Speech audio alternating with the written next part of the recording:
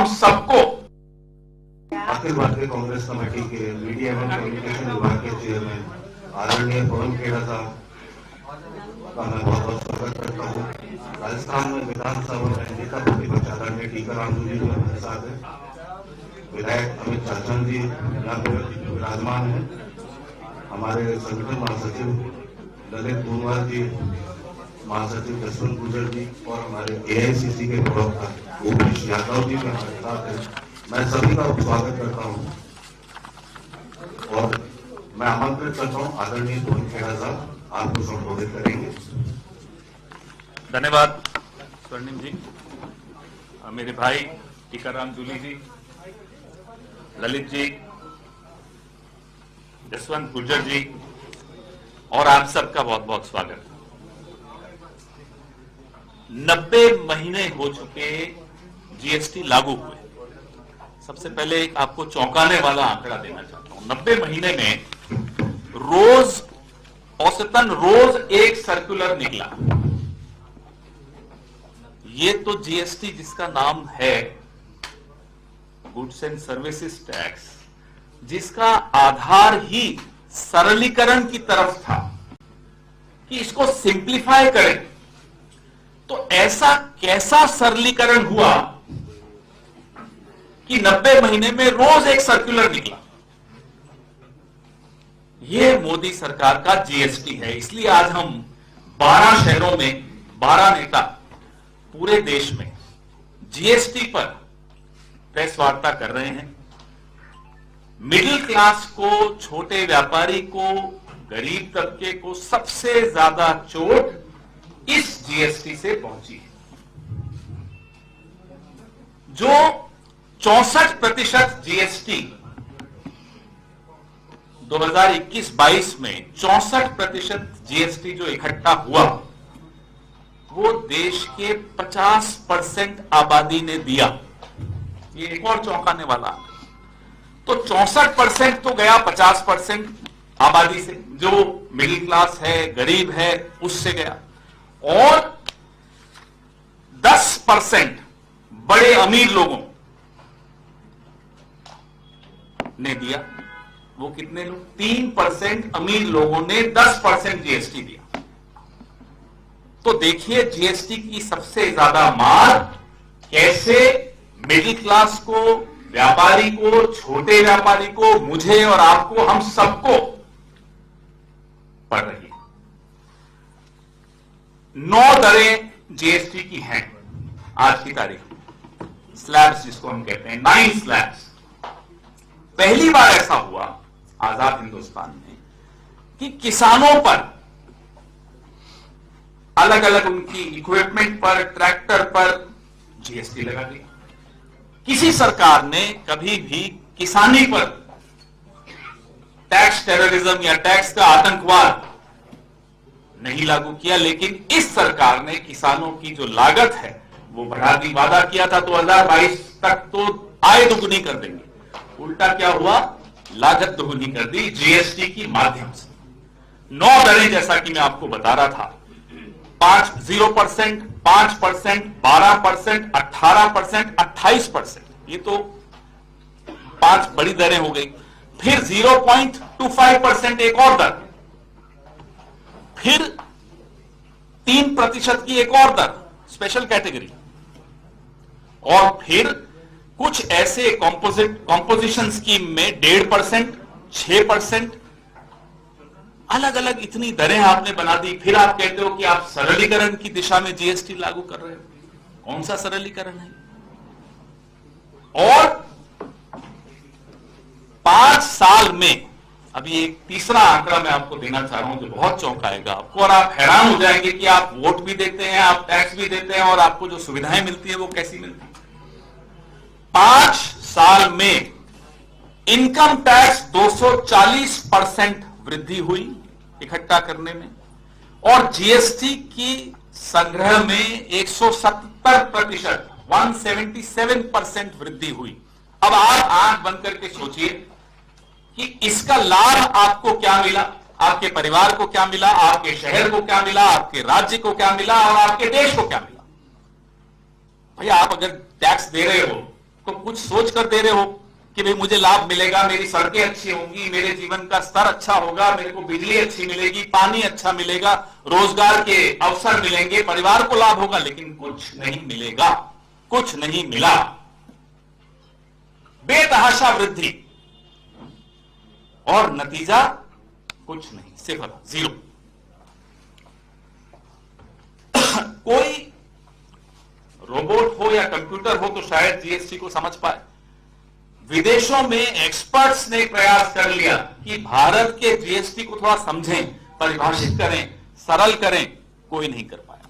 यहां तक कि जो अरविंद सुब्रमण्यम नाम के व्यक्ति हैं, मुख्य आर्थिक सलाहकार रहे हुए हैं प्रधानमंत्री के और जीएसटी के आर्किटेक्ट कहूंगा मैं उनको, वो खुद कहते हैं कि ये एक राष्ट्रीय त्रासदी है, इट्स अ नेशनल ट्रेजेडी। स्वर्गीय डॉक्टर मनमोहन सिंह ने 2017 में जब जीएसटी बन गई, लागू हो गई, तब मनमोहन सिंह जी ने बड़ी अच्छी एक बात कही, बड़ा अच्छा स्टेटमेंट दिया कि हम तो खुद जीएसटी के पक्ष में थे, हम लागू करना चाहते थे, लेकिन जिस तरीके से ये जीएसटी बिना देखभाल और पर्याप्त तैयारी के, ये उन्हीं के शब्द हैं, जिस तरह से ये लागू हो रही है, ये गरीब और मध्यम वर्ग को लूटने की नीति है, ये डॉक्टर मनमोहन सिंह ने कहा था। और उनकी बात आज इसी 10-15 दिन पहले उनका देहांत हुआ, उनकी बात आज सबको याद आ रही है कि वाकई सही कहा था उन्होंने, जीएसटी एक चोट है हम सब पर। आपने एक और मैं आपको बात बताता हूं, जीएसटी के बारे में जितना ये शोषण कर रहे हैं वो तो कर ही रहे हैं, उसके बावजूद 2 लाख करोड़ की चोरी जीएसटी की 2023-24 एक साल का यह आंकड़ा है, 2 लाख करोड़ की चोरी। और 2023-24 इससे पहले 22-23 में 1 लाख करोड़ की चोरी हुई, तो उससे दुगनी एक साल में डबल हो गई चोरी। और इनपुट टैक्स आप में से कई लोग समझते हैं, इनपुट टैक्स क्रेडिट जो है, इसमें जो धोखाधड़ी हो रही है, 35,132 करोड़ रुपए की चोरी वहां हुई, जो अभी पकड़ी गई, जो नहीं पकड़ी गई वो पता नहीं कितनी होगी। जो मैंने आपको किसानों का बताया, हमने कांग्रेस पार्टी ने जो 2024 का चुनाव था उसमें अपने मैनिफेस्टो में जानबूझकर ये इसीलिए लिखा था कि जीएसटी 2.0 की अब आवश्यकता है। जो 2017 में लागू हुआ वो फेल हुआ है, और 2.0 हमने इसलिए वादा किया था कि आम लोगों पर उसका बोझ टैक्स का कर का कम हो। हाल के महीनों में मोदी जी ने हमारे घोषणा पत्र की कई बार नकल करते हुए पकड़े गए। हम उनसे आग्रह करते हैं कि एक बार और नकल कर लीजिए हमारे घोषणा पत्र और जीएसटी 2.0 को लागू कीजिए, नहीं तो आज जयपुर में आप सबकी उपस्थिति में टीकाराम जूली गवाही देंगे कि जीएसटी का full form Gabbar Sitharaman tax हो चुका है। गब्बर सिंह तो पुरानी बात होगी, अब नया गब्बर सिंह आया है, गब्बर सीतारमण टैक्स। और इससे लोग आत्महत्या तक के केसेस सामने आए हैं। यह स्थिति जीएसटी की हो गई है। यह महत्वपूर्ण मुद्दा है। कोई राजनीतिक दल मध्यम वर्ग के लिए आवाज नहीं उठाता कांग्रेस के अलावा। कांग्रेस पार्टी मध्यम वर्ग के ऊपर इस तरह की बेतहाशा चोट के खिलाफ पूरे देश में आवाज उठाएगी, उठा रही है। और इस बजट से पहले, बजट सत्र से पहले हम जानबूझकर इस मुद्दे को और ज्यादा बढ़ा रहे हैं, ताकि बजट जब सेशन हो तो संसद के पूरे संसद का ध्यान इस मुद्दे की तरफ जरूर जाए। आपके सवाल। अशोक गहलोत जी ने कल कहा है कि दिल्ली में जो है कांग्रेस की सरकार बनने की संभावनाएं लग रही हैं। आप ही के नेता हैं पृथ्वीराज चौहान जी, उन्होंने कहा है कि एक बार सरकार अरविंद केजरीवाल की अभी बात हुई थी रास्ते में पृथ्वीराज चौहान जी से, गठबंधन अगर होता तो ज्यादा अच्छा। पृथ्वीराज चौहान जी से अभी बात हुई। उन्होंने कहा मेरा अर्थ बड़ा स्पष्ट था कि अगर इंडिया गठबंधन चुनाव लड़ता तो गठबंधन की जीत होती। अब चुनाव खुला है, कोई भी जीत सकता है और मोमेंटम कांग्रेस के पक्ष में जाता हुआ दिख रहा है। अभी उन्होंने खुद कहा और शायद थोड़ी देर में स्टेटमेंट भी बोल रहे थे कि मैं दे रहा हूं। तो आप दिल्ली पता नहीं कब आए, पिछले 15 दिन में। अभी हमारे कुछ साथी पत्रकार मिले, वो आए। कांग्रेस पार्टी को जिस तरह से वहां अब सुना जा रहा है लोगों द्वारा भी, और मैं बड़ा हैरान हूं ये देखकर कि मीडिया द्वारा भी उससे लगता है कि भाजपा और आप दोनों कांग्रेस की बढ़ती लोकप्रियता से और इस बात से परेशान हैं कि लोग अब उनको पूछते हैं कि 15 साल कांग्रेस का शासन अब हमें याद आ रहा है, पिछले 10 साल में जो तबाही हुई, लोग अब उसके खिलाफ वोट देना चाहते हैं। बीजेपी का तो कोई शासन 27 साल पहले था वहां, तो लोगों को याद ही नहीं है। कांग्रेस को अब सब याद करते हैं। लेकिन जो निचले तबके हैं उनको टारगेट जीएसटी जितने भी झुग्गी झोपड़ी हैं, हमेशा 11 तारीख को मीटिंग लेके उनके प्रधानों से बातचीत करेंगे, अपने नेताओं को भेजा जा रहा है, वो वहां पर खाना खा रहे हैं उनके साथ। क्या ये वोटों को जो पूरा इकट्ठा कर उनके साथ वहां खाना खाते हैं और बाकी सारा खाना अडानी को खिलाते हैं, तो अब कौन उनकी बात को गंभीरता से लेगा? झुग्गी झोपड़ी में आप बैठ जाओ, उससे क्या फर्क पड़ता है? सब कुछ पूरा देश तो आप गौतम अडानी को दोगे और फिर कहोगे देखो हम झुग्गी झोपड़ी वालों के साथ खाना खा रहे हैं, उससे कुछ नहीं होने वाला। आपकी जो राजस्थान की पुरानी सरकार है उसके कई फैसले मौजूदा सरकार यहाँ बदल रही है या समीक्षा कर रही है, इस पे आपका क्या कहना है? पर्ची सरकार, पर्ची आ गई होगी कहीं से कि ये बदल दो। अभी जो पर्चियों पे मुख्यमंत्री बनते हैं, मुझे तो नाम भी इनसे बार बार पूछना पड़ता है टीकाराम जी से, आजकल कौन है मुख्यमंत्री। तो अब छोड़िए ना, वो पता चला कि नर्मदा का पानी ला रहे हैं, सुना प्रधानमंत्री जी, अब राजस्थान में नर्मदा का पानी ला रहे हैं, बताइए। तो शुरू में तो अब इनकी बातों को मजाक में टाल लीजिए। जी, कांग्रेस लगातार चुनाव आ रही है, अभी पिछले राज्यों में भी और अब आगे और चुनाव होने वाले हैं। क्या लग रहा है इस संगठन को बचाने की कवायद होगी? क्योंकि कांग्रेस लगातार चुनाव आ रही, तो आगे क्या रणनीति रहने वाली है? कांग्रेस संगठन मजबूत किस तरह से होगा या फिर यूं ही सिलसिला रहेगा? हिमाचल, तेलंगाना, कर्नाटका, झारखंड, जम्मू कश्मीर, पिछले 2 साल का मैं रिजल्ट बता रहा हूं आपको, ये लगातार हार रही है। मेरे को इस बात पर थोड़ी आपत्ति है। हार जीत अलग चीज होती है और संगठन को मजबूत करने की कवायद कोई ऐसा नहीं होता कि आज शुरू हुई और कल खत्म हो गई, ये भी लगातार चलती रहती है। एक जीवित पार्टी है, एक जीवंत पार्टी है, उसमें लोग आते हैं, नए विचार लाते हैं, नए आइडियाज लाते हैं। तो ऐसा नहीं है कि संगठन आज मजबूत करना शुरू किया और कल मजबूत हो गया, लगातार होता रहता है, निरंतर प्रक्रिया है। और जो बेलगावी में हम लोगों ने एक शपथ ली थी एक तरह से, इस पूरे साल में संगठन में जितने रिक्त पद हैं उनको न केवल भरा जाएगा, उनको सुदृढ़ किया जाएगा, उनको सशक्त किया जाएगा। और जी मेरा ये सवाल था कि मुख्यमंत्री रहते हुए सरकारी धन का सबसे ज्यादा दुरुपयोग दिल्ली में तो केजरीवाल ने किया, जिसके विरुद्ध आप लोग अभियान भी चला रहे हैं, और राजस्थान में वसुंधरा राजे ने किया। वो दोनों बंगले बने रहने के लिए मुख्यमंत्री जो पहले के थे अशोक गहलोत, उन्होंने पूरा उनको सहयोग किया। तो यहाँ भी ये मुद्दा उठाएंगे आप जैसे दिल्ली में उठा रहे हैं? मुझे यहाँ का ये मुद्दा नहीं मालूम, मुझे ये मालूम है कि एक शीश महल बना है दिल्ली में और एक राजमहल बना है दिल्ली में। आपने राजमहल के विषय में नहीं पूछा, ये भी मेरे को अभी समझ में आ रहा है धीरे धीरे। वो राजमहल जो प्रधानमंत्री जी ने अपने लिए बनाया है वो भी देखते बनेगा। अगर आपको या हमें कभी मौका मिले जाने का, वो मौका मिलेगा नहीं, ना मुझे ना आपको, लेकिन सुनते हैं कि करोड़ों करोड़ों करोड़ों रुपए का वो एक राज भवन बना है, वहां राजमहल बना है। और शीश महल के विषय में तो आप लोग देख ही रहे। जयपुर के मामले को स्किप कर देगा वसुंधरा जी वाला, तो मैंने मुझे मालूम नहीं इस मामले में, तो उसमें तो टीकाराम जी बता पाएंगे, मुझे कैसे इस मालूम? मामले जी जरूर करो जी। सर तो एक सवाल और है मेरा, सवाल पे कोई जीएसटी नहीं लगती, पूछिए, दो पूछिए। संगठन पे पूछ लेता हूँ कि जब अभी खड़गे जी ने कहा था, जब आपकी CWC हुई थी तब भी, कि काफी ऐसा बदलाव करने की जरूरत है, कांग्रेस को कांग्रेसी के नेता ही है वही हरा देते कि 22-23 सीट पे गया। तो बदलाव करेगा कौन? खड़गे जी को ही तो करना है, कोई बीजेपी वाले तो करेंगे नहीं कांग्रेस में आगे बदलाव। नहीं, बदलाव हम सबको करना है।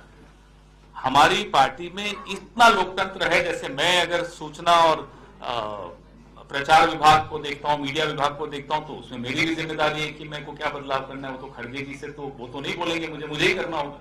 तो राष्ट्रीय अध्यक्ष ने हम सबको आह्वान किया कि आप जो जो जिम्मेदारियां आपको मिली हैं उन जिम्मेदारियों को अच्छी तरह निभाइए और जो परिवर्तन करने हैं वो कीजिए। तो जैसा मैंने आपको कहा, एक परिवार है, एक जीवंत परिवार है, जीवित पार्टी है, बदलाव चलता रहेगा और हम सबकी जिम्मेदारी है बदलाव। जीएसटी पे सवाल नहीं पूछ रहे आप लोग। सर, जीएसटी मुद्दे को कौन भी अब उठा रहे हैं, लोग तो इसको याद कर नहीं रहे। इससे मुद्दे अडानी, जीएसटी, पब्लिक कनेक्ट नहीं हो। पब्लिक आप जाइए, चलिए अभी मेरे साथ चलिए, जौहरी बाजार चलते हैं, खाना मैं खिलाऊंगा, चलो ये भी, और एक एक ट्रेडर से बात करते हैं।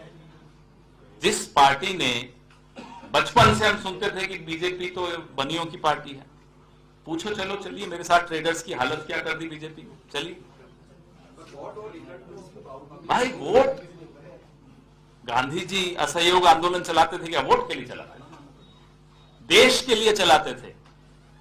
अंग्रेजों भारत छोड़ो का नारा क्या वोट के लिए लिया था, देश के लिए लिया था। हर चीज वोट से तोलना मोदी का काम होगा, कांग्रेस का काम ये नहीं है। कांग्रेस का काम है एक मजबूत विपक्ष की हैसियत से अपनी आवाज ऐसे तमाम मुद्दों पर उठाएं जिन मुद्दों से सीधे सीधे मध्यम वर्ग और निम्न वर्ग को भारी नुकसान का सामना करना पड़ रहा है। ये हमारी जिम्मेदारी है। पवन जी, जीएसटी से ट्रेडर्स को बड़ा नुकसान है, आम जनता को भी नुकसान है, जैसा आपने बताया।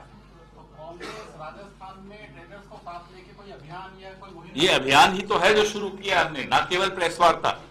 हमारे ऑल इंडिया प्रोफेशनल्स कांग्रेस भी अलग अलग समूहों के साथ बैठक करके संसद तक में हम इस मुद्दे को उठाएंगे और काउंसिल की मीटिंग्स में लगातार हम उठाते हैं। हमारी वहां प्रेजेंस कम है क्योंकि हमारे मुख्यमंत्री कम है, लेकिन काउंसिल मीटिंग्स में भी हम लगातार अपनी आवाज उठाते हैं, आपकी आवाज वहां तक पहुंचाते हैं कि सब रहम करो, 1 नेशन 1 टैक्स बोलते हो, 1 पॉपकॉर्न 3 टैक्सेस हैं। एक पॉपकॉर्न पे 3 तरह के टैक्स, सॉल्टेड पॉपकॉर्न पे अलग है, कैरामेल पॉपकॉर्न पे अलग है और प्लेन पॉपकॉर्न पे अलग है। तो आप ये बताइए, 1 नेशन 1 इलेक्शन, 1 नेशन 1 टैक्स, एक प्रोडक्ट पे आप 3 टैक्स लगा रहे हो। ये स्थिति है जीएसटी की। सर, बात चाहे संसद में उठाए जाने वाले मुद्दे की हो या सड़क पे कोई बड़े इशू की, आप पूरे इंडिया गठबंधन के लोग एकजुट नजर आते हैं। जब भी चुनाव आते हैं, ऐसी क्या सरकुर्सी की है कि अलग अलग हो जाते हैं, खींचतान हो जाती है और उसका फायदा तीसरे पार्टी को मिल जाता है? देखिए, इंडिया गठबंधन ने लोकसभा चुनाव लड़ा, मिलकर लड़ा, और मोदी जी ने शायद सोचा नहीं होगा, वो 400 पार के सपने देख रहे थे, 240 पे उनको रोक दिया। इंडिया गठबंधन लोकसभा चुनाव के लिए एक राष्ट्रीय स्तर का गठबंधन था और है। अलग अलग राज्यों की स्थितियां अलग अलग हैं। पंजाब की स्थिति, दिल्ली की स्थिति अलग है। पंजाब में हमारी राज्य की इकाई ने कहा कि भाई हमें इनसे गठबंधन नहीं करना, हम इनसे लड़ेंगे, तो उस बात का सम्मान किया गया। दिल्ली की इकाई ने भी हमें यही कहा कि हम लड़ना चाहते हैं इनसे, सीधा लड़ने दीजिए। तो मुझे नहीं लगता कि इसमें कोई हैरानी का विषय है। पवन जी, सर, अगर दिल्ली की इकाई नहीं कहती तो क्या कांग्रेस के स्तर पे? हमारे यहाँ ऐसा सिस्टम नहीं होता, हम राज्य की इकाई को पूरा महत्व देते हैं। पवन जी, सर, ये तो अजीब लगता है, राहुल गांधी। क्यों अजीब लगता है? राहुल गांधी आप पार्टी को वोट लेके आते हैं, फिर अगले विधानसभा में आप पार्टी। भाई, गठबंधन का एक धर्म होता है, गठबंधन करोगे लोकसभा में, वोट क्या फिर बीजेपी को देंगे? वोट तो गठबंधन के ही साथी को देंगे ना। पवन जी, दिल्ली की बात करें तो कांग्रेस की स्थिति आज की तारीख में नील बटा सन्नाटा। समाजवादी पार्टी, ममता, दोनों आप लोगों से अलग हो चुके हैं। ऐसा कौन सा पैरामीटर है जिसको लेकर के आप कह रहे हैं कि कांग्रेस की लोकप्रियता बढ़ती दिख रही है? आप आइए मेरे साथ दिल्ली,